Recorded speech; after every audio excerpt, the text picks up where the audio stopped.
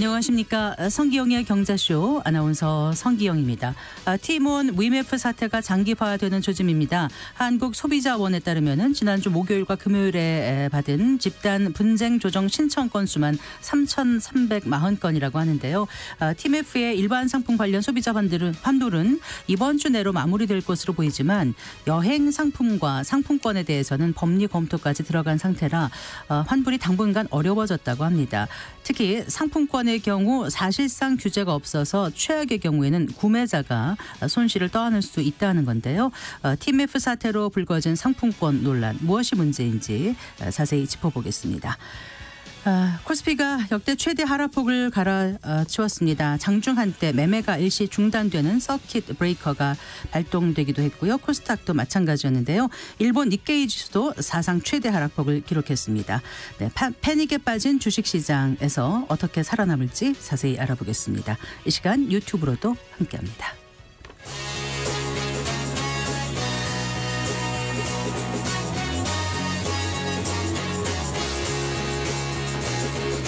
경제 시야를 넓혀드립니다. 투자의 지름길을 안내합니다. 돈 되는 정보를 발견하는 시간. KBS 1라디오 경제쇼.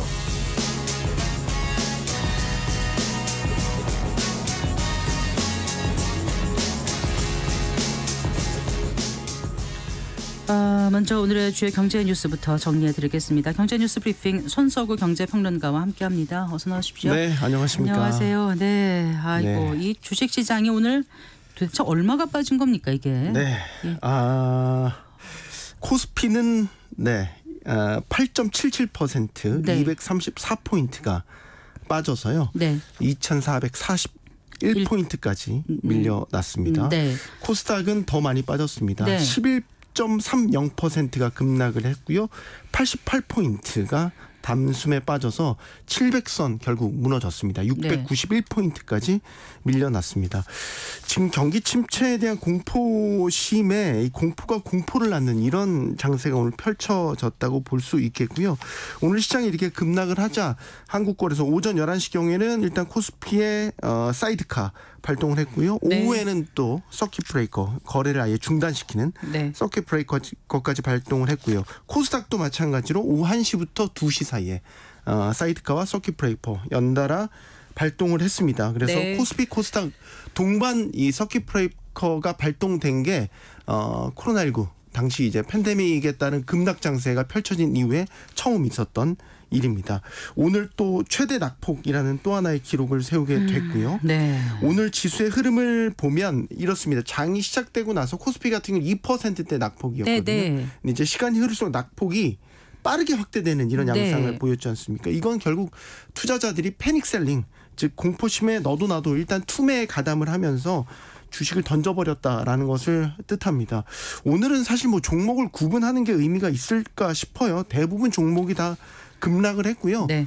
다만 이제 시가총액 1, 2위 삼성전자, SK하이닉스 두 종목 모두 많이 떨어졌습니다. 삼성전자는 10% 넘게 급락을 하면서 71,400원까지, SK하이닉스는 9.87% 급락하면서 네. 156,100원까지 내려앉았습니다. 지금 우리뿐 아니라요. 아시아 증시 전반이 지금 미국발 경기 침체 공포로 새파랗게 질린 날이었습니다. 네. 일본 니케이 지수는 12% 급락을 했고요. 대만 가코 지수도 오늘만 8% 장중에 8% 이상 급락을 해서 지금 2만 선이 깨진 이런 상태가 되겠습니다. 일본은 4,451포인트나 빠졌습니다. 네. 네. 자, 지금 이런 투매로 인한 폭락 장세가 이제 좀 진정이 돼야 될 텐데 네. 예, 여전히 불안 요인이 있잖아요. 있죠. 일단 섣불리 말하기가 뭐라고 가타부타 전망하기가 참 쉽지 않을 만큼 공포가 지금 시장을 지배하고 있는 상황이고요. 이게 진정이 되기 위해서는 공포가 시작됐던 원인 발생지, 네. 미국에서 우선 패닉 장세가 진정되는 게 중요할 것 같아요. 그러니까 미국에서 경기 침체 공포를 낳았던 게 다름 아닌 경제 지표들이 기대치를 밑돌았기 때문이지 않습니까? ISM 제조업 지표가 둔화하고 있다. 고용이 감소했다. 실업률이 생각보다 많이 올랐다. 이런 것들이 이제 경기 침체의 전조 증상으로 받아들여지면서 네네. 그동안 많이 올랐던 성장주, 특히 기술주 중심의 투매가 나타난 거죠. 그래서 이번 주에 미국에서 발표될 경제 지표들, 또 이번 주는 지난주 그 FOMC 회의 이후에 시장 관계자들의 메시지도 많이 나오는 주가 되겠습니다. 네. 당장 오늘 밤에는 이제 미국 ISM 서비스업 지수 또 서비스업 구매 관리자 지수가 발표되는데 이거 좀 지켜보셔야 되고요. 이게 일단 시장 예상치에 부합하는 숫자가 나와야 됩니다. 이게 또 크게 밑돌 경우에 실망 매물이 또 한번 시장에 출회될 수 있고요. 네. 또 하나 FOMC 이후에 연준 관계자들의 시장 연설도 이번 주에 줄줄이 예정돼 있기 때문에 여기에서 뭐 연준 부총재라든지 지방 연은 총재들이 이제 경제 상황에 대해서 또 금융 통화 정책에 대한 어떤 메시지를 내놓을지 이 부분이 상당히 주목되고 있습니다. 네. 그런데 이제 시장 안팎에서 그 이제 연준이 적시에 금리를 내렸다면 이런 폭락 장세까지는 없었을 것이다. 이런 지적도 나오더라고요. 네, 이게 역사의 가정은 없다고 합니다만 만약에 지난달 말 지난주였죠. FOMC 회의에서 연준이 금리를 인하했다면 어땠을까?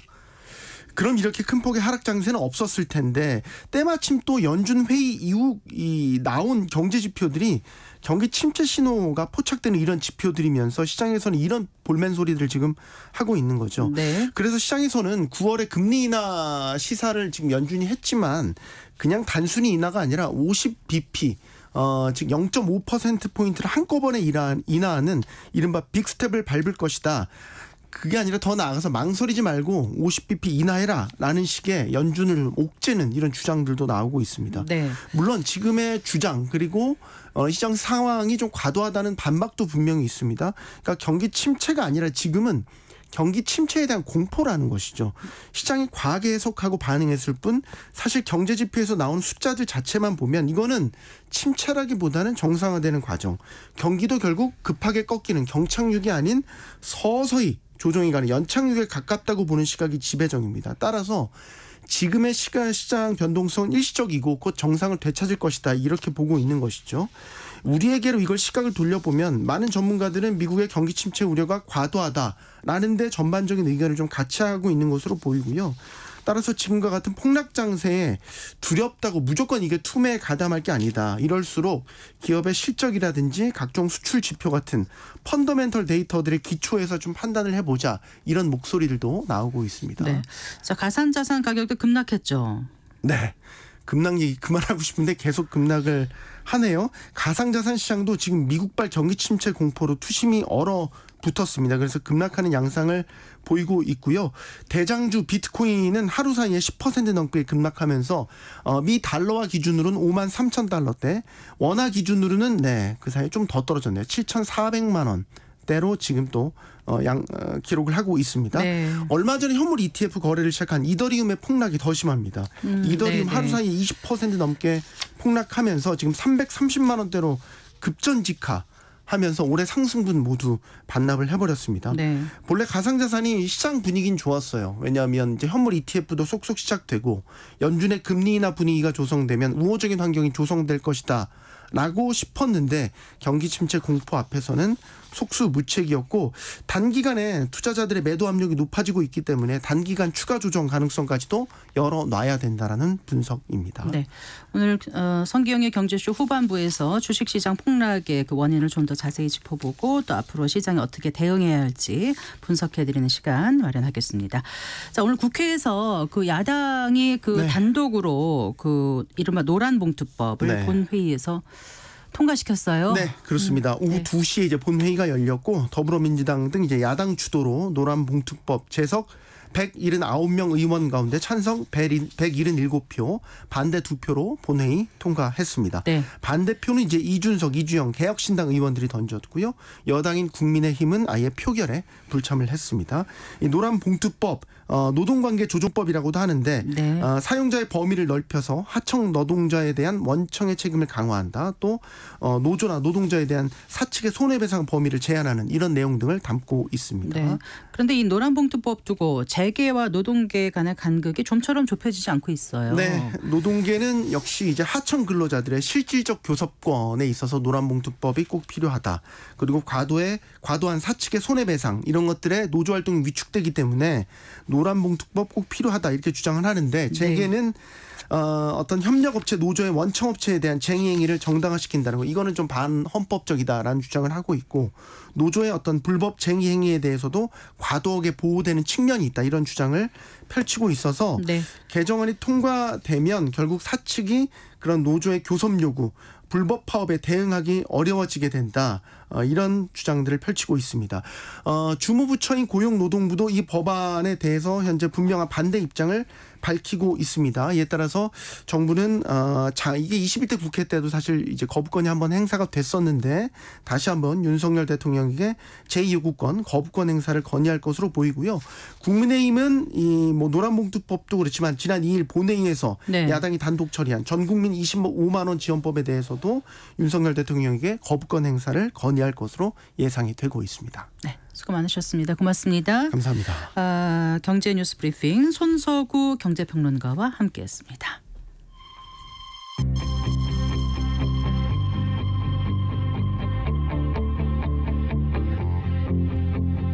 경제 전문가의 원포인트 레슨. 꼭 알아야 할 정보와 이슈를 알기 쉽게 풀어드립니다. 대한민국 경제 고수와 함께 투자의 맥을 짚는 KBS 1라디오 경제쇼. 진행의 성기영 아나운서입니다.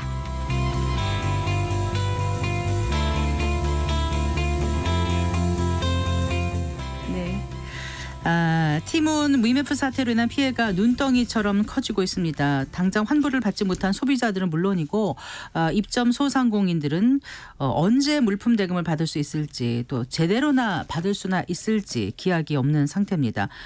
게다가 티몬 위메프에서 구매한 수천억 원대의 상품권의 경우는 지금 소비자 피해 구제가 어려울 수도 있다고 하던데요. 자, 무엇이 문제이고 어떤 대책이 필요할지 자세히 짚어보겠습니다. 이종우 아주대학교 경영학과 교수 스튜디오에 모셨습니다. 반갑습니다, 교수님. 네, 반갑습니다. 날 더운데 와주셔서 감사합니다. 네. 티몬 위메프 사태에 대해서 이제 관계부처가 TF팀을 구성하고 지금 대책에 나서고 있는데요. 피해 규모가 계속 늘어나고 있고 사태가 아무래도 좀 장기화될 것 같다는 생각을 하게 됩니다. 일단 지금까지 파악되고 있는 피해 규모가 어느 정도인지 좀 말씀해 주시겠어요? 네, 뭐 장기화하고 뭐 피해 규모를 말씀하셨는데요. 초기에는 한 1,700억 정도였어요, 피해가. 근데 그 바로 또 조사를 한 다음에 이게 1,000억 늘어가지고 2,700억 정도로 늘었죠. 근데 정부에서는 6월 7월분까지 합치면 8,000억 내외까지 생각도 하고 있어요. 근데 네. 이게 자꾸 늘어나는 거 보면은 자칫하다간 1조가 넘을 거라고 생각이 되고요. 네. 장기화 문제인데요. 뭐 신경 NC님 말씀대로 이건 좀 불가피한 사항이 될 것 같고요. TMF가 법원에 기업회생을 신청을 했습니다. 네. 근데 이제 법원에서는 자율 구조조정이라는 그 ARS를 발동을 했죠, 승인을. 네. 그럼 결국에는 쉽게 얘기해서 TMF가 스스로 1개월 동안 구조조정을 그 잘 해본 다음에 자구책을 마련하고 기업 회생 여부를 그다음에 심사하겠다는 거죠. 결국에는 이게 좀 3개월까지도 가능하다고 하니까 장기화는 불가피할 것 같습니다. 네. 그 피해자 환불 처리는 어느 정도 진행되고 있는지 많은 분들이 관심을 갖고 있고요. 특히 이제 티몬과 위메프에서 그 구매한 그 수천억 원 규모의 상품권의 경우 이게 소비자 피해 구제가 어려울 수도 있다고 이제 얘기가 나오는데 왜 그런지 좀 설명을 해주시겠어요? 그 말씀대로 상품권 환불이 이루어지지 않고 있거든요. 처음에 이제 여행 상품 쪽에 이제 이슈가 됐다가 이제 상품권으로 이제 옮겨가는 모양새인데요. 여신 전문 금융업법에 따르면은 물품의 판매 및 용역에 제공이 되지 않는 경우에는 피지사는 결제 취소 및 환불 의무가 없다고 되어 있습니다. 네. 뭐 쉽게 얘기해서 고객이 소비자가 온라인 쇼핑몰에서 물건을 샀잖아요. 네. 제품을 안 받으면은 네. 환불을 피지사는 꼭 해주기로 되어 있는. 피지사면 전자지급 결제 대행 업체. 예, 맞습니다. 네, 페이먼트 게이트웨이사 말씀하시는 거기서는 거죠? 네. 꼭 환불하게 돼 있는데, 근데 쟁점은 뭐냐면요. 모바일 상품권을 살 때 이미 소비자들은 그 일련 번호, 핀 번호를 받거든요. 네. 피지사에서는 그걸 받았으니까는 고객은 이미 상품권을 받았다라고 하는 거고, 네. 소비자 입장에서는 아직 우리가 핀 번호를 받았지만 쓰지 않았기 때문에 받지 않았다. 네. 라고 하는 것 때문에 이걸 어떻게 법리 해석하냐가 이런 문제를 좀 해결하는데 방향이 잡힐 것 같습니다. 그러니까 상품권을 샀는데 TMF 같은 경우에 만약에 상품권 핀 번호를 소비자한테 발송을 했으면 네네. 그러면 용역 및 서비스가 제공된 것으로 볼 수 있다. 네, 그렇죠. 그래서 TMF에서는 우리 책임이 아니다 이렇게 그렇죠. 얘기하려는 거고요. 예, 피지사에서는 네, 피지사에서는요. 네. 그러면 이거가 그 여신 전문 금융업법에 따르는 거예요? 아니면은 어떻게 되는 건가요? 네, 맞습니다. 여신 전문 금융업법에 따라서 제품을이나 서비스 용역을 받지 않으면은 피지사는 꼭 환불을 해주게 돼 있습니다. 법적으로 제도가 돼 있습니다. 네. 그런데 지금 상품권 구매자들은 집단 행동에 나서고 있더라고요. 뭐 해피머니 피해자 모임 같은 경우에 이제 그 금융당국의 대책 마련을 촉구하고 있는데, 예, 지금 어떻게 좀 진행되고 있는 건가요? 그거는요? 우선은 그 대책을 가지고 그분들이 이제 모여서 어쨌든 그 상품권 회사들하고 이제 뭐 대응하기는 쉽지 않으니까 단체를 구성해 가지고 이런 법적 아까 말씀드린 그 법리 검토, 결국에는 그 일련 번호, 핀 번호가 물건을 받은 거에 해당하냐 안 하냐를 하기 때문에 모여가지고 그분들이 단체적으로 법적인 문제를 해결하기 위해서 그 조치를 하고 있는 것 같습니다. 그 핀번호 하는데 사실 애초에 상품권을 살 때 핀번호가 같이 옵니까? 아니면 상품권 사고 나서 며칠 후에 핀번호가 오는 건가요? 아까 일련 번호라 그러셔서 제가 헷갈려서요. 보통 저도 이제 구입을 해보면은 바로 결제는 하고 바로 뭐 그날도 올 수도 있고 다음 날도 올 수도 있는 거죠. 상품권 일련 번호라고 이제 찍혀 있는 번호죠. 그럼 대부분의 경우는 이미 그 용역 및 서비스가 제공된 것으로 본다. 그렇죠. 해석할 수밖에 없는 지금은 거네요. 그런 상황입니다. 아, 그래요. 그런데 이 상품권 저는 사실 사용을 안 해봤는데 이용하시는 분들이 꽤 많은 것 같아요. 이제 특히 이제 해피머니요. 이건 어떤 겁니까? 해피머니요. 해피머니는 해피머니 INC라는 회사가 그 운영하는 상품권입니다. 그래서 실제 이제 뭐 모바일 상품권이고요. 근데 이제 이번에 이제 큰 문제가 되는 건 뭐냐면은 이 해피머니 INC라는 회사가 그 좀 부실한 회사이기 때문에 사실 TMF 사태로 이제 외부 충격이 딱 가했는데 바로 좀 이제 문제가 발생하는 상황입니다. 그래서 이 해피머니 상품권이 처음에는 그 상품권 환불을 좀 해줬는데요. 나중에 이제 자금이 좀 막히고 결국에는 이제 사용처, 이 상품을 나중에 쓰게 한 사용처에 대금을 안 주니까 가맹점들이 이제 이 상품권 사용을 못 하겠어요. 그러다 보니까는 이제는 아예 이제 상품권 자체가 이제 사용 못 하게 됐는데 알고 봤더니 이제 해피머니 INC는 이제 자본 잠식 상태였던 거죠. 아, 그렇군요. 근데 이제 더 큰 문제는 이 회사가 선불업체 등급도 안 돼 있고요. 그리고 지급보증보험도 가입이 안 돼 있다고 합니다. 어떻게 그게 가능해요? 어떻게 그러면서 영업을 할 수 있어요? 현재 상품권법에는 그런 조항이 없다고 합니다. 아, 그런 규제가 없고. 그럼 일정 어떤 등록 용건만 있으면은 상품권을 누구나 발행할 수 있는 거예요? 바로 그렇게 가능하게 돼 있어서. 그래서 지금 오늘 정부 부처 회의에서도 그거 빨리 보완하자라고 얘기가 나왔다고 들었습니다. 근데 지금 뭐죠? 대한적십자사가 올해 그 경품용으로 구입한 해피머니 상품권만 해도 33억 원이라고 하는데 사용할 수 없을 확률도 지금으로 와서는 꽤 높다는 말씀이신 거죠, 교수님? 네, 지금 뭐 매수권 나온 거 보면 거기 회사가 문 닫혀 있고 결국에는 그걸 어쨌든 해결해야 되는데 누가 해결을 하겠습니까? 근데 저는 안타까운 게 이 금융위에 등록되지 않은 회사가 어떻게 수천억 원 상품권 운영할 수 있는지가 어디에 등록되지 않은? 금융위원회에 등록되지 않은 그 회사가 어떻게 수천억 원의 상품 사업을 했는지 저는 이해가 가지 않습니다. 저도 이해가 안 가는데요. 지금 해피머니 상품권 이제 그 결제 중단 사태로 이게 이제 다른 온라인 플랫폼에서도 이 도서 상품권과 뭐 문화 상품권 판매를 중단하는 사태까지 이어지고 있다고 하더라고요. 예, 이게 정말 피해가 일파만파 커지는 게 아닌가 우려됩니다. 저도 이제 성기영 MC님 말씀대로 그게 가장 큰 걱정거리인데요. 지금 들어오기 전에 제가 쿠팡에 가서 검색을 해봤어요. 근데 문화상품권이 지금 검색이 안 되더라고요. 판매를 안 한다는 거거든요. 근데 뭐 다행히 네이버 쇼핑은 좀 일부 판매를 하고 있는데 그 국내 이제 대표 문화상품권에는 이제 해피머니, 뭐 부겟나이프, 컬처랜드 등이 있어요. 근데 저는 걱정이 지금 해피머니도 지금 그 기업 뭐 자금 상태가 안 좋다 보니까 이런 일이 벌어졌는데 나머지 업체들도 만약에 전체적으로 이제 이용이 좀 줄어든다 그러면은 데미지를 입을 수가 있을 거고 자칫하면 이들도 자금 사정이 여의치 않으면은 제2의 또 해피머니 사태가 나올 수 있는 거죠. 네. 그래서 하실 말씀 있으세요? 그래서 이제 정부 당국에서 이걸 좀 미리 좀 모니터링을 빨리 하는 게 좋을 것 같아요. 안 그러면 지금 뭐 미리 어떻게 한다는 말씀이세요? 미리 좀 자금 사항도 좀 알아보고 이런 그 국민들이 좀 불안하지 않게 결국에는 이게 자꾸 그 상품권 지금 나중 되면 못 쓴다라는 이런 좀 뭐 루머가 될 수도 있고 그런 소문이 돌아버리면은 다른 상품권들도 지금 피해를 입기 때문에 뭔가 좀 안심을 좀 두고 뭔가 좀 더 안정을 좀 시켜야 될 것 같아요. 네.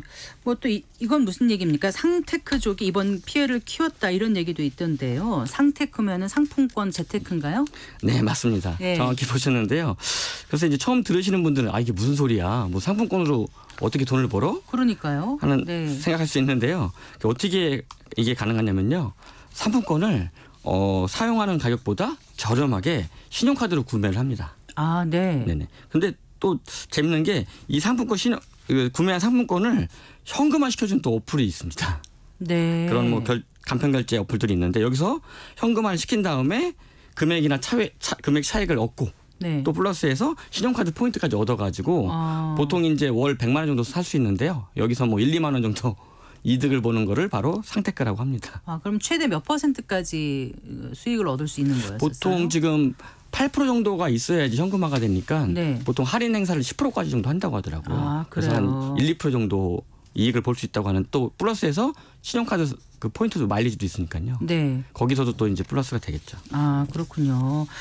이런 걸 사용해보지 않으신 분들은 모르시겠습니다만은 또 조금씩 그냥 재테크의 개념으로 이걸 했다가 이번에 조금씩 규모를 키웠다가 네네. 피해를 많이 입는 분들도 꽤 있으시겠네요. 그렇죠. 이제 뭐 월에 뭐 1, 2만 원 아끼려고 네. 뭐 몇 달 모으면 또 몇백이 되고 또 1,000만 원 갖게 되잖아요. 네. 근데 이게 좀 재밌는 건 이제 SNS를 검색해 보면은 상테크 방법이 네. 아주 자세히 나와 있어요. 아, 그래요. 거기다가 이 할인을 어디서 하는지까지 나와 있어요. 아. 그래서 그 링크가 뜨면은 네. 상테크 족들이 그냥 싹 몰려가서 이제 구매를 하게 되는데 네.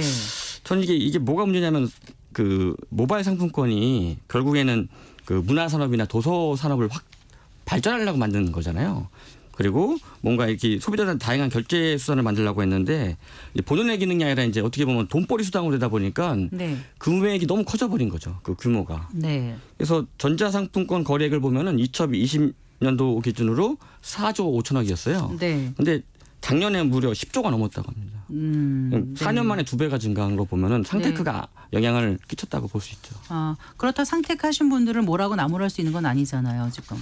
그렇죠. 그분들 입장에서는 억울한 게 많으니까 네. 어쨌든 그런 이 법리 검토를 빨리 해야 될 것 같습니다.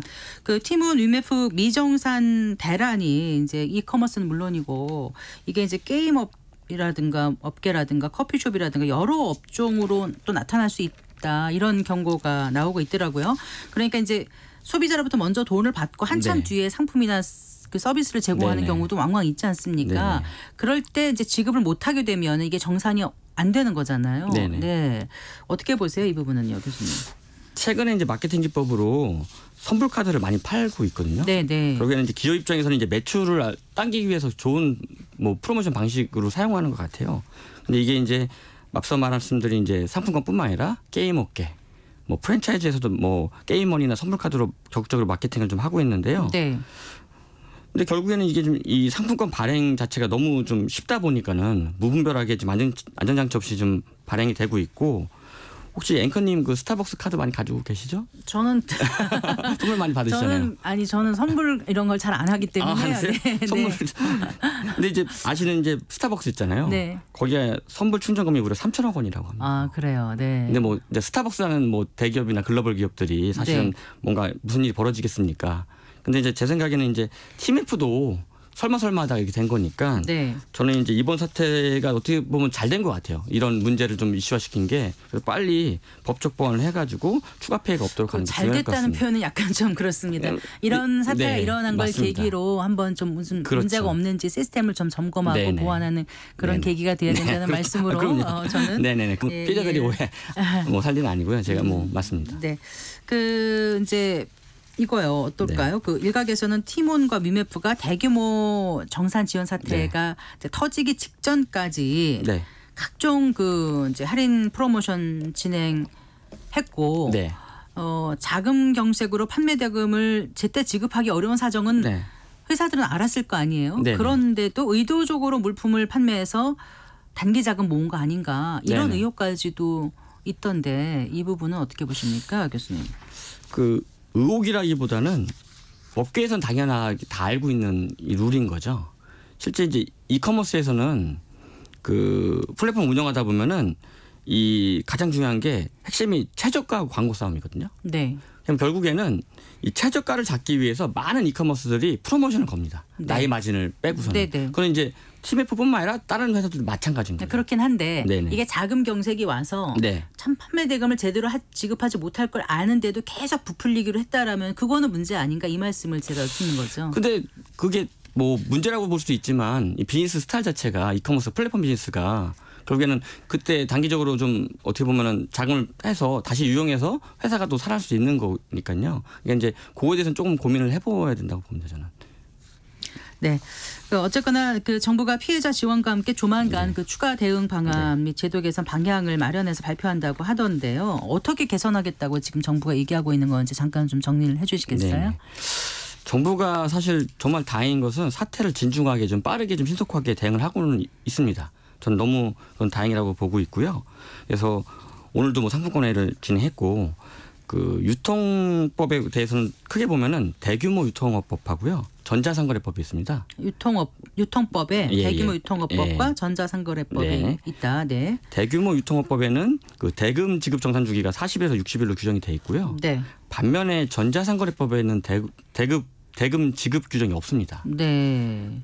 그럼에도 불구하고 지금 뭐 네이버 쇼핑이나 지마켓 11번가 등은 구매약 경우 1, 2일 안에 대금을 지급하고 있고요. 좀 다행스러운 거죠. 네. 근데 그에 반해 지금 요번에 터진 이제 TMF는 최대 70일에 정산을 해주고 있거든요. 네. 결국에는 오랜 기간 동안 안 주다 보니까 대금이 모여서 이걸 전용할 수 있던 게 문제인 건데요. 그래서 정부에서는 이커머스 플랫폼도 대규모 유통업법을 적용하도록 법을 개정을 추진하고 있고요. 네. 또 추가적으로 에스크로 방식을 또 도입을 검토하고 있습니다. 자, 그러니까 지금 TMF 같은 경우는 전자상거래법에 의해서 대금 지급 규정이 없는 상태이기 때문에 네.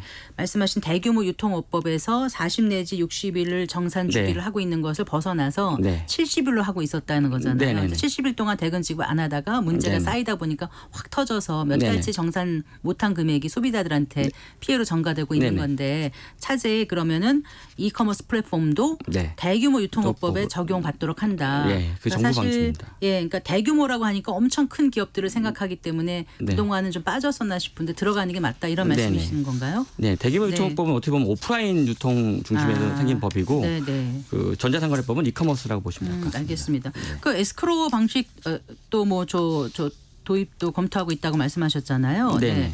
에스크로 하면은 뭐 예치한다, 뭐 예치금 제도 이런 걸로 사람들이 네, 이해하고 있던데요. 네. 네, 그렇죠. 에스크로는 상거래 시 판매자와 구매자 사이에 신뢰할 수 있는 제3자가 네. 거래 중개를 하는 건데요. 쉽게 말해서 우리 성기영 MC님께서 그 노트북을 하나 이렇게 이커머스나 중고 거래로 판다고 올려주셨으면 제가 네. 그걸 딱 산다고 가정해 보면요. 네. 그럼 이제 뭐 성기영 MC님 워낙 유명하시지만 그래서 혹시나 하는 마음에 제가 이제 그러겠죠. 안전 결제를 하시죠. 네, 네. 그러면 이제 성기영 MC님께서 그거를 올리시고 저는 안전결제 쪽에 돈을 저한테 직접 주면 물건을 못 받을 수도 그렇죠. 있으니까. 그렇죠. 조금 이제 걱정되니까 네. 그쪽에 돈을 놨다가 네. 제가 이제 물건을 받으면은 MC님께서 승인하면 제가 받는 네. 제도를 이제 쉽게 설명해서 이제 에스크로라고 하는데요. 네. 결국에는 이렇게 되면 이제 제 3자가 대금을 보관하기 때문에 이제 다른 곳으로 전용할 수 없게 되는 거죠. 그렇긴 한데 이 에스크로 의무화 자체가 실효성이 적다는 지적이 나오는 건 왜 그래요? 근데 현재 이제 티몬이 뭐 한간에는 이제 에스크로 이제 라이센스를 갖고 있다고 하거든요. 그러다 보니까는 이게 이제 그 이커머스 플랫폼도 어찌됐든 에스크로사를 이제 본인들이 지정할 거 아닙니까? 결국에는 이커머스 플랫폼하고 에스크로사도 투명하게 같이 운영해야 되는 거죠. 따로 별개로. 네. 그런 보완이 좀 저는 필요하다고 보는 것 같고요. 두 번째로 또 이제 그 국내 이제 이커머스 플랫폼 경쟁력과도 문제가 되는데요. 네, 네. 그 이번 사태를 볼 때 대금을 전용한 게 문제인 거지 이걸 가지고 딴 데 아주 엉뚱한 데 쓴 게 문제인 거지 이게 이 회사를 발전하는 데 쓰는 건 문제가 없다고 보거든요, 저는. 근데 많은 신규 플랫폼들이 이 대금을 가지고 혁신적인 활동을 한다거나 뭐 좋은 그 고객들 위한 일도 쓰는 경우도 많이 있습니다. 근데 저는 이 걱정되는 게 이게 일괄적으로 이제 적용해서 아예 못 쓰게 해버리면은 어떻게 보면 저는 그 소규모 플랫폼이나 이제 신생 혁신적인 기업들을 좀 방해할 수도 있지 않을까 아니면 좀 그런 부분도 있을 수 있겠네요. 피해가 가지 않을까라는 생각이 되고 네. 또 더불어 이제 최근에 이제 뜨고 있는 이제 차이나 커머스 있죠. 네, 중국 C커머스요. 네. 그쪽에서도 지금 적용을 그럼 해외 플랫폼 어떻게 할지 그런 문제도 한번 고민해 볼 필요가 있다고 봅니다. 네. 이번 TMF 사태는 어찌 보면 좀 예견된 것이었다 이런 얘기 나오는 가운데 금융감독당국의 책임도 자유로울 수 없다 이런 지적도 나오지 않습니까? 네, 어떻게 보세요? 아까 잠깐 말씀하셨습니다만요. 뭐 전 네. 당연히 금융당국이 해야 할 일을 좀 소홀해서 이런 일이 벌어졌다고 생각이 되고요. 2010년대에 대부분 이커머스 플랫폼도 치열하게 좀 경쟁을 하면서 그때 적자 기업이 많았습니다. 네. 그때 당시에 이제 언론에서는 뭐 자금 운영이라든가 뭐 부도 사태를 걱정하는 뭐 이야기가 굉장히 많았었는데 TMF 같은 경우는 자본 잠식 상태였잖아요. 좀 이미 알고 있었을 텐데 좀 적극적으로 좀 그 제도를 넘어서 법적으로 좀 막지 못한 게 좀 안타까운 따름입니다. 네. 근데 상품권이라는 게 지금 현행법상 규제와 감시의 사각지대에 놓여 있어서 네. 어찌할 수 없는 그런 부분도 있지 않나 싶고요. 그리고 네네. 아까 선불 충전금을 이제 앞으로는 뭐 별도로 관리하도록 한 그 개정 전자금융거래법이 네. 시행되는데 여기에도 발행자는 30억 원, 연간 총 발행액 500억 원이 넘는 기업만 규제 대상이고 상품권 발행 주체와 발행 한도에 대해서 제한이 생기는 게 아니니까 네네. 이런 큰 틀에서 어떤 법적인 게 보완이 돼야만이 되지 않을까 이런 생각이 들거든요. 말씀대로 그 우리 성 MC님 말씀대로 그게 보완이 돼야 되는데 저는 다시 한번 얘기 드리지만 이거를 좀 빨리 보완해서 실제 이제 이런 어쨌든 디지털 플랫폼들은 이제 결국엔 혁신도 중요하거든요. 그래서 안전을 지키되 좀 더 천천히 여러 가지 규모의 그런 기업들도 고려해서 저는 이런 제도를 만드는 게 중요하다고 봅니다. 일단 그 중소기업 소상공인을 위해서 5,600억 원 이상의 정책 자금을 정부가 이제 지원하기로 하고 이제 하고 있는 것 같은데요. 이제 또 이런 생각이 들어요. 결국은 이 이제 무리한 기업의 어떤 경영 확장 이런 속에서 생겨나는 문제들에 결국 국민의 혈세가 들어가는구나 이런 생각을 하면 앞으로 얼마나 많은 또 자금이 여기에 투입되어야 될지도 모르겠고요. 그래서 참 이 방법 외에는 없는 건지. 제일 좋은 방법은 빨리 요거를 이제 가치를 받아서 매각을 하거나 투자를 받는 건데요. 근데 뭐 얼마 전 정부에서 이제 긴급 기금 대출로 이제 5,600억을 박아 내놨죠. 근데 말씀대로 이제 국민들이 이제 공적자금 투입하는 데는 대부분 또 부정적으로 볼 분이 많을 것 같아요. 근데 저는 이제 걱정되는 게 지금 내수 경기가 굉장히 안 좋잖아요. 그래서 저는 우선적으로 좀 이 정책 자금을 빨리 판매자들 업체들한테 좀 지원을 해줘서 좀 이 판매업체들 부도를 좀 막아야 되는 게 첫 번째라고 보고요. 두 번째는 이게 정부 당국의 이제 숙제인데요. 빨리 수사를 통해 가지고 불법 행위를 밝히고 또 큐텐그룹이나 이제 TMF를 상대로 책임을 물어가지고 피해 변제를 빨리 하는 게 그래서 그 비용을 좀 면제하는 게 다음 단계고 마지막으로 이 정산일자랑 대금 전용 관련돼서 보완을 한 제도를 만드는 게 그다음 단계라고 생각이 됩니다. 네. 이번 사태가 불거진 이후에 이제 이커머스 이용자 수가 일단 단기적으로는 좀 급감했다고 하더라고요. 그래요. 이 사태가 다시 일어나지 않기 위해서 어떤 대책들이 마련돼야 될지 끝으로 한번 좀 정리를 해주신다면. 네. 저도 이제 전반적으로 좀 이커머스 기업들하고 연락을 해보니까 상당히 좀 긴장하고 있는 상황입니다. 지금 어떻게 좀 소비자뿐만 아니라 제도 문제도 있고 한데 이 사태로 저는 전반적으로 이제 이커머스 플랫폼의 고객들이 불신이 좀 늘은 것 같아요. 근데 이커머스 기업들도 본인들이 뭐 그걸 가지고 이제 이 문제를 좀 안 좋게 볼 것보다는 본인들이 스스로 투명하게 기업을 운영하거나 대금을 전용하지 않는 거에 대한 모습을 고객들한테 알려서 우리 회사가 이렇게 한다라고 그 진실성을 이렇게 보인다 그러면은 고객들은 다시 돌아오지 않을까 생각이 됩니다. 네. 예, 말씀 잘 들었습니다. 고맙습니다. 네, 감사합니다. 네, 아주대학교 이종우 경영학과 교수와 얘기 나눠봤습니다.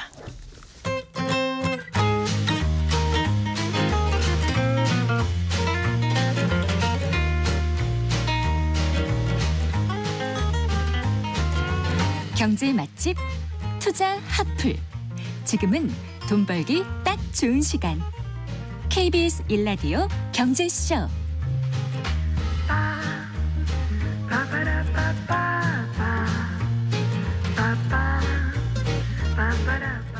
네, 4시 39분입니다. 한 주간 주식시장에 영향을 줄 주요 이슈와 일정 살펴보고 현명한 투자 전략 짚어보는 주간 증시 동향 순서입니다. 오늘도 LS증권 리테일 사업부의 염승환 이사 스튜디오에 모셨습니다. 안녕하세요. 네, 안녕하세요. 안녕하세요라고 인사드리기도 네. 참 좀 무색한 날이고요.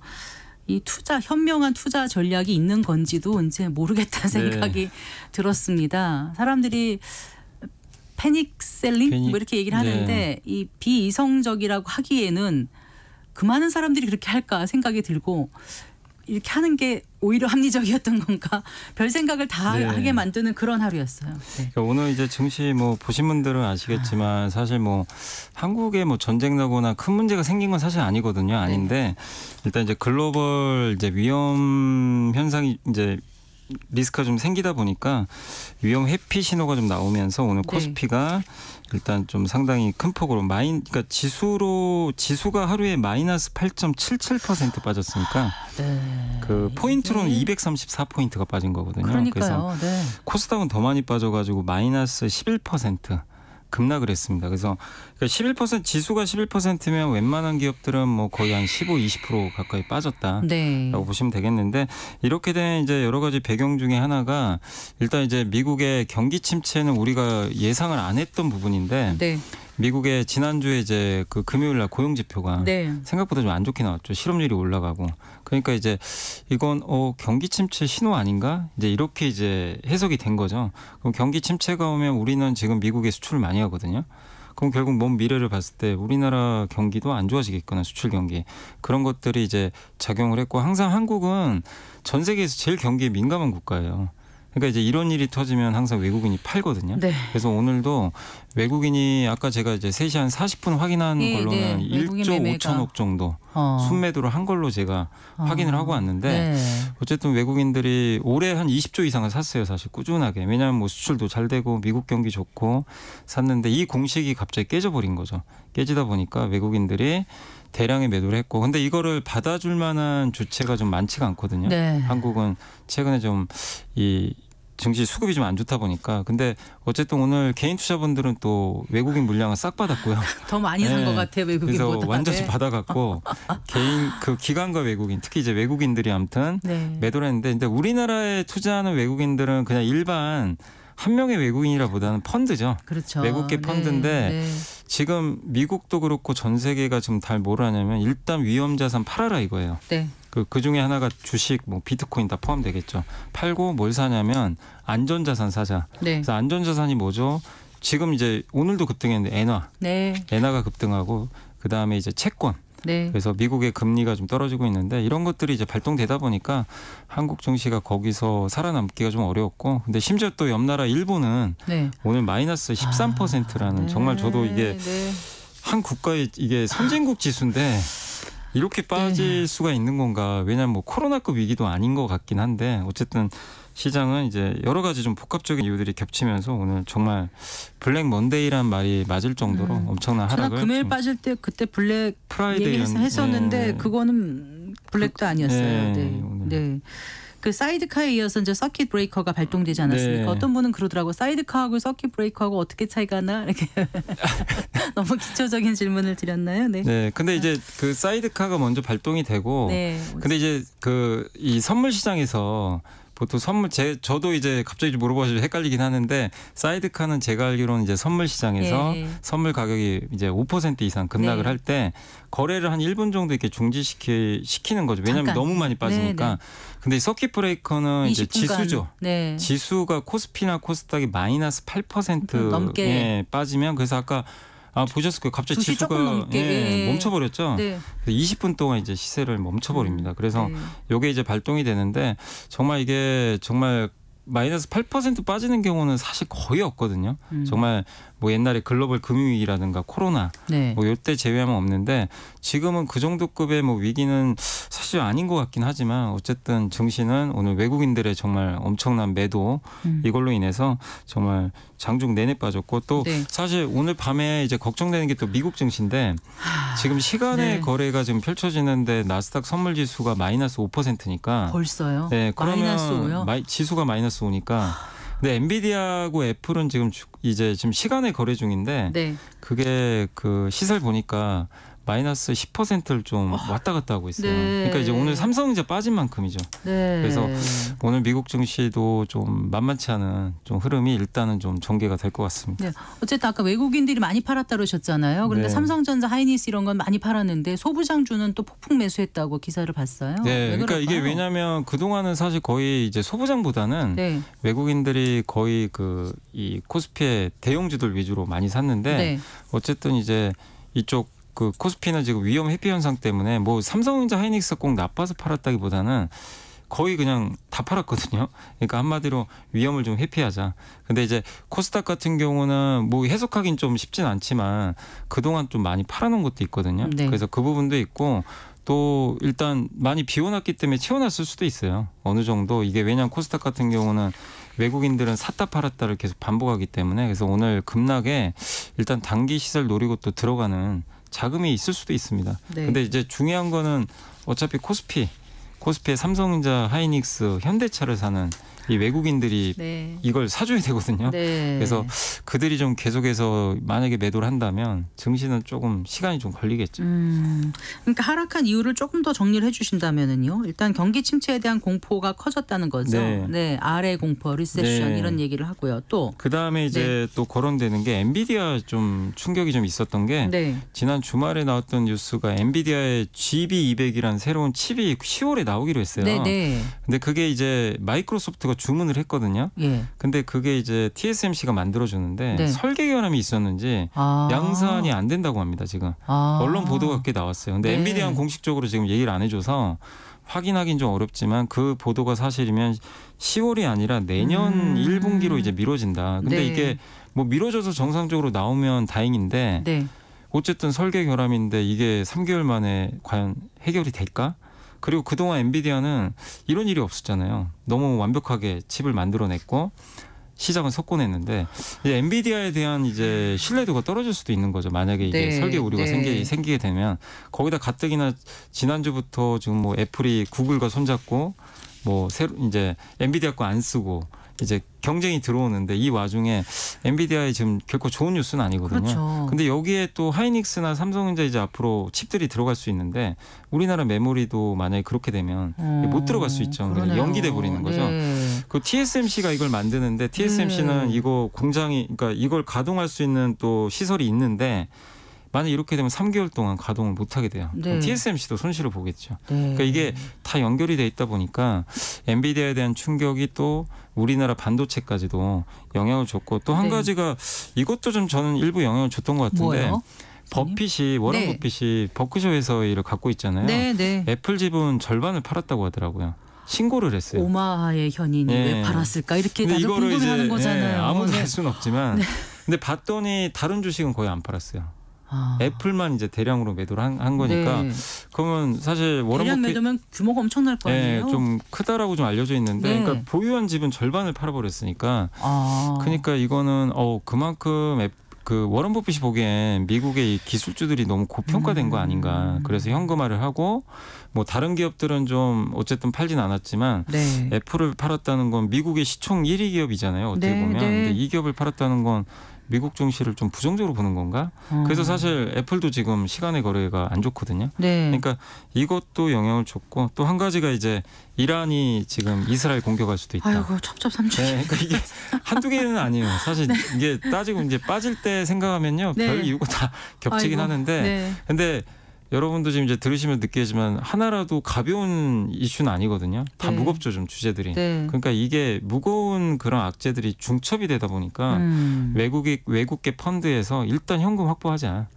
이게 좀 발동이 걸린 거 아닌가 네. 이렇게 좀 생각을 하고 있습니다. 네. 그 엔캐리 트레이드 청산도 한 요인이 됐다고도 하잖아요. 네, 맞습니다. 이 얘기 좀 잠깐 좀 짚어줄까요? 그러니까 이제 지난 10년 이상 아시겠지만 엔화가 되게 약했잖아요. 그러니까 네. 뭐 슈퍼 엔저라는 얘기도 있는데 근데 여러분도 생각해 보세요. 엔화가 낮고 여러분이 만약에 은행에서 돈 빌려도 이자가 거의 없다면 네. 사실은 그걸 빌려서? 빌려가지고 비싼 나라에다가 투자를 하면 당연히 그러고 싶겠죠. 그러면 당연히 네. 뭐 무위험 수익을 거둘 수도 네, 있는 거잖아요. 네. 어떻게 보면. 네, 그거를 사실은 이제 일본도 했던 거죠. 어떻게 네. 보면. 그래서 일본 이제 투자들이 그 해외에 갖고 있는 주식과 채권 합치면 네. 한 4조 달러 정도 된대요. 4조 달러면 우리나라 돈으로 5천조가 넘는 어마어마한 규모인데 지난 이제 몇십 년간 그걸 했던 거죠. 어떻게 보면. 네. 근데 엔화가 약하니까 했던 거죠. 네. 근데 이제는 지금 갑자기 엔화가 강세로 바뀌면 이 공식이 깨집니다. 그럼 이제 엔화를 사야 돼요. 엔화가 강해지니까. 네. 그리고 기존에 사놨던 자산의 일부를 팔겠죠. 네. 근데 이번에 급락한 이유 중에 하나도 저도 이 엔캐리 트레이드가 좀 촉발을 했다고 봐요. 그러니까 엔화가 갑자기 강해지니까 엔화를 약하게 봤던 쪽에서 이제 다시 포지션을 바꾸는 거죠. 네. 엔화를 사야 되고 또 엔화를 공매도했던 세력도 많아요. 아, 그렇군요. 네. 근데 그 세력들은 이제 손실이 커지니까 엔화를 다시 사야 되겠죠. 그러니까 이런 것들이 좀 겹쳐서 엔화가 강해지고 그러다 보니까 엔화를 또 사기 위해서 미국의 빅테크를 또 팔아버리고 네. 이런 일들이 이루어지고 동시. 예. 근데 우리나라도 예전에 그 엔캐리 네. 트레이드가 있을 땐 증시가 네. 안 좋았던 경우들이 있어요. 그게 오래 가진 않았는데 네. 근데 지금 이제 그게 또 가속화되다 보니까 예. 좀 영향을 또 이런 부분에 그러니까 경기가 안 좋고 또 수급 이슈까지 겹쳐서 증시가 어쨌든 이렇게 기록적인 좀 폭락을 한 게 아닌가라고 좀 일단 해석은 좀 하고 있습니다. 네. 뭐라 그러 공포의 사고 뭐 어떻게 하라 그러죠? 그 남들이 두려워할 때 그 흥분하고 네. 남들이 그러니까 이 흥분할 때 네. 공포를 느껴라. 네. 이런 얘기를 하는데 네. 그 워런 버핏이 했던 얘기거든요. 근데 지금은 모두가 공포심을 느끼니까 뭐 사란 얘기도 있지만 사실 개인 투자분들이 그걸 실천하기는 사실 쉽진 않습니다. 그런데 이런 날에 냉정하기란 굉장히 어렵지 않습니까? 근데 네. 오랫동안 이제 업계에서 일을 해오셨는데 어떻게 좀 시장을 봐야 될 것 같으세요? 지금 이제 경기 침체가 완전히 확인됐다고 하기에는 잠깐 지표가 나온 건데 네네. 이게 정말 그렇게 난리를 칠 만한 건지 정말 냉정하게 분석해 보면 어떠세요? 그러니까 이게 차라리 악재가 네. 명확하면 사실 좋아요. 네. 그럼 그냥 이거 그대로 받아들이면 되거든요. 네. 그럼 이게 완전히 그러니까 이 반대로 이제 해결이 되면 증시는 사실 그 전에 미리 올라가지만 네. 근데 지금은 좀 조금 더 해석하기 힘든 게 이게 악재가 좀 중첩돼 있다고 좀 말씀드렸잖아요. 네. 근데 거기서 저는 제일 큰 게 미국의 경기 침체 공포라고 보고 있거든요. 왜냐하면 경기는 좋을 거로 봤기 때문에 그동안 네. 꾸준히.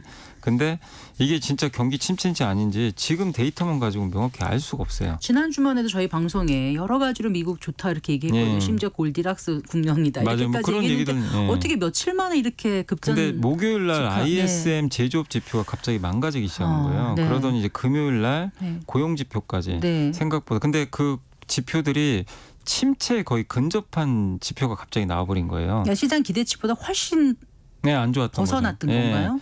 그 벗어나게 좀 나오니까. 네. 근데 이것도 좀 왜곡이 된 게 왜냐하면 지금 그 그러니까 ISM 제조업 지수는 뭐냐면 기업들 구매 담당자들에 설문조사를 해요. 네, 네. 이제 앞으로 어떻게 갈 거냐, 주문 네. 들어오냐. 근데 대부분 보니까 좀 안 좋게 답변을 해요. 근데 그 중에서도 좀 답변 중에 뭐가 들어와 있냐면 대선 불확실성이 좀 있다. 네. 그러니까 약간 이제 이 미국의 제조업체들도 누가 될지 모르잖아요. 그러니까 이제 약간 답변할 때 이제 향후 전망을 불투명한 거죠. 지금 말씀하신 여러 원인 중에 지금 미 대선까지도 영향을 주는 거죠. 예. 지금 이 상황이 좀 불투명해요. 거. 시장은 불확실성을 네. 제일 싫어하잖아요. 그리고 고용 지표도 네. 그 텍사스에 허리케인이 왔잖아요. 7월 8일 날. 네. 그때가 하필 또 고용 조사 기간이었어요. 네. 그러면 실업자가 급작이 늘어요. 왜냐하면 네. 일자리를 못 나가거든요. 네. 예, 그래서 뭐 일용직 하는 이제 미국 근로자라면 그때 실직 상태가 되는 거죠. 당시에 일시적이잖아요, 네. 사실. 근데 그런 것까지 잡히니까 실업률이 이제 올라가 버린 거죠. 그래서 왜곡이 좀 된 부분도 분명히 있어요. 있는데 어쨌든 시장은 그거보단 지금 경기 침체 근접한 신호가 나온 거 아니냐. 네. 불확실성이 있다 보니까 일단 팔자. 거기다 미국은 또 많이 올랐었고. 네. 그래서 일단 현금화하고 상황을 좀 데이터 또 몇 개 나오는 거 지켜보고 네. 그게 우리가 생각이 한 거보다 만약에 데이터가 잘 나오잖아요. 그럼 또 반등을 할 겁니다. 네. 근데 그거를 확인하려면 또 시간이 걸리니까. 뭐 신용으로 막 많이 끌어다 쓰거나 이런 분들 아니면은 이런 시장 때 너무 이제 충격은 크지만 네. 좀 냉정함을 갖고 좀 잘 지켜보는 그런 자세가 필요할 것 같은데 네. 어떤 전략을 갖고 가면 좋을까요? 그러니까 저는 지금 당연히 이미 지금 매도하기는 늦은 상태고요. 당연히 네. 보유하신 게 맞고 그리고 실제로 경기 침체 갈지 안 갈지 아직 알 수 없는 상황이고 네. 그리고 저는 연준이 이제 지금 2020년도 급락장과는 다른 게 네. 그때는 물가 높아서 금리를 계속 올렸잖아요. 근데 지금은 이제 금리 내릴 일밖에 없거든요. 네. 그래서 연준이 경기가 만약에 안 좋은 시그널이 나오면 대응을 할 수가 있어요. 네. 뭐냐면 금리를 세게 내리면 됩니다. 네. 네. 그래서 FOMC가 9월에 열리는데 그 전에 할 수도 있어요. 예. 그래서 대응 여력이 있기 때문에 네. 저는 어쨌든 충분히 어느 시점에서는 극복은 가능하다. 근데 다만 저도 좀 예상이 힘든 게 너무 갑자기 이래서 예. 좀 그 부분이 힘든 것 같습니다. 알겠습니다. 말씀 잘 들었습니다. 고맙습니다. 네, 감사합니다. 네, LS증권 리테일 사업부의 염승관 이사와 함께했습니다. 마칠 시간입니다. 성기영의 경제쇼 오늘 순서 여기까지입니다. 아나운서 성기영이었습니다. 고맙습니다.